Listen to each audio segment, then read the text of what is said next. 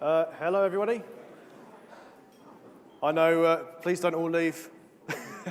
Give me 5 minutes of your time, that's all I ask. I just wanted to do a quick roundup. We've got one more session after this for the Adaptive Print Studio. For those of you who don't know, that's our web-to-print solution. This isn't a sales event, but for people who are doing web-to-print, it might be an interesting session to stick around for. It'll be about 15, 20 minutes. We'll do a quick break beforehand. What I just wanted to do quickly before we do that, though, is just to summarize what we've spoken about today. Now, we spend most of our time talking to customers and partners about how do you get started with the DMS, and that's one of the reasons that we decided to do this session today, was to give you some practical advice around the structure, approach, the physicality of what you should actually be doing with the product in order to start setting up goals, engagement value, and so on. It's not going to be the first stage for everybody. Some people will choose to start with very simple personalization. Some people will choose to go down this route. For the next user group session, we're going to be doing a session on personalization, start to look at personas, patterns, and all that sort of stuff. So if that's of interest to you, then please do come along to that session as well. We're just trying to sort of make it a bit of a story now as we go along so that we're never all going to be on the same page, but at least you'll have some information. And of course, everything's videoed, so you can refer back to it as well. So we covered quite a bit this afternoon. We covered 7.5 big data in terms of what's coming up in the product. John covered with Sandra, planning with the DMS, looking at the alignment of how we look at our strategic themes and then how that filters down to the micro goals you're going to be setting up on your website. Looking at engagement value, how you construct those scales, how you actually then go in and set up the goals and how you go and report on it. Sandra mentioned earlier something called a DMS Quickwins guide, which I'll just talk about in a second. There's a lot of customers now that we have around the world, and not just in the UK, that are using the DMS to quite great effect. I wanted to just quickly whiz through this and just show you some of the things that we're seeing outside of the UK. So there's a company called Australian Super. I don't know if you've heard of them, but they're a financial services and insurance company based over in Oz. And they have been playing around with the OMS as it was, and now the DMS for about three years now. And they are using it for two things. First of all, new customer acquisition, but also creating lifetime customers as well. So they obviously have a cycle where they're trying to bring customers into the fold, but then they have quite a hefty amount of investment in upselling and cross-selling to those customers as well. So they are doing a lot around behavioral personalization. So if you go onto their site, for example, you start looking at retirement content, and then you go back to the homepage. The content you'll see on the homepage will be geared towards retirement products and calls to action. They're also combining that with member data personalization. So when you're actually a member or a customer of Australian Super, you can choose your preferences. It'll track what you've purchased before. It'll know what sort of life stage you're at as well. So whether you're working, whether you've just had kids, whether you've just got married, whether you've just retired. And they'll combine that data as well to start showing you personalized content. And they're combining it with marketing automation. So they're trying to reduce the administrative overhead they have for the marketing, for sending out emails, triggered emails, for example, to customers at different stages during their journey with Australian Super. And they've seen quite a lot of success with that. So I think year on year, they're now seeing a roughly sort of between 40 and 50% increase in new members. And they're also seeing 300% increase in self-service. So that's, as you can probably imagine, that translates into quite a hefty cost efficiency saving for their call centers and marketing teams. The other one, by the way, we have these as case studies if you want to have a look at them. The other one we have is Auckland Airport, which launched fairly recently.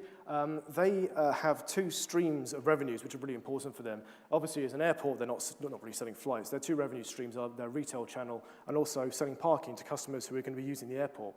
So they have implemented a couple of things again. So personalization and marketing automation.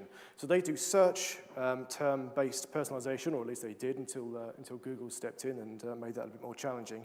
But they also do personalization based on which campaign you're coming from. So for example, if you see a campaign for beauty products at Auckland Airport, you click through to the site, then Auckland will recognize you as coming from that campaign, and all the messaging you see from then on will be targeted towards selling you beauty content, also towards driving leads towards beauty companies within Auckland Airport. The other thing they do is when they know that you're coming to the airport, say for example you've booked parking, they will then start sending you targeted offers automatically through email campaign manager. So if they know you're going on a domestic flight, they'll send you parking offers. If they know you're going international, they'll sell you lounge offers, VIP lounge, all that sort of stuff. And they'd also start targeting retail offers based on the kind of value customer that they think you are as well. So if they think you're high value, for example, if you've booked a lounge at the airport on the day of departure, then they'll target you with high value retail offers. And the result of that, again, as you can see, is 400% increase targeted traffic to their retail page on the website. Bounce rate reduced by 30% of people actually getting to the site, to the homepage. 84% increase in retail content consumption. So for them and their retail channel, it's been a massive success, and also for their parking business.